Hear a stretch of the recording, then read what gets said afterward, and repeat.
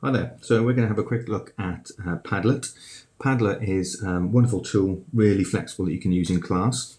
Essentially, it is a whiteboard that can be collaborated on by as many people as you like, really. So let's have a quick look. We're going to look at the app first, and I'll also show you what it looks like on Safari. So let's just open up Padlet here. So once you've signed in, you'll be brought to this screen. This is your dashboard and pretty much contains all the information that you need to know. You look at the top right hand corner, there's some options where you can search the Padlets that you've got. You can see this is a new account I've created for this, so you won't see any there. Along the bottom, if you switch from dashboard to Padlets, again it will show you some that you've already made, also ones that you've shared or ones that you've contributed. So for now we're going to go back to dashboard and create a new Padlet. Okay, really simple tool to use. So this is your main board. You can customize it slightly if you want. If you look at the settings in the bottom right hand corner, you can change the name, which I'm going to do now. Call this materials. You can give it a description, and you'll see there that also gives you the address. Now that's the actual web address. Padlet is mainly a web-based tool. You can also choose different wallpaper if you wish. We're going to just stick with paper for now, or you've got the option to add your own from your camera roll. You can also see here, if you press the icon with the people. Now, to add a post, there's two ways you can do it. If you press add, you can see there it gives you a little tip.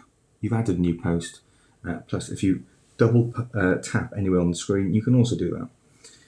So for now, I'm just going to tap and hold. And if you tap and hold, you can then move this around. So let's post our first message. I normally encourage the students just to write their name there so we know who it is.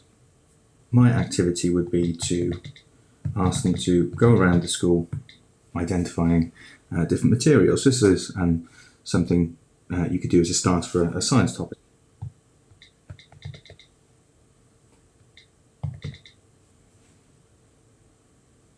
There we go. So I'm going to add my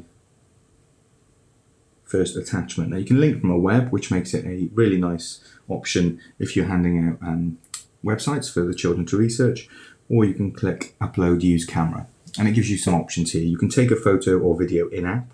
You can go to the photo library, but it also has this nice little link should you choose to use it to Dropbox and Google Drive. For now, I'm going to go to my photo library. So into materials,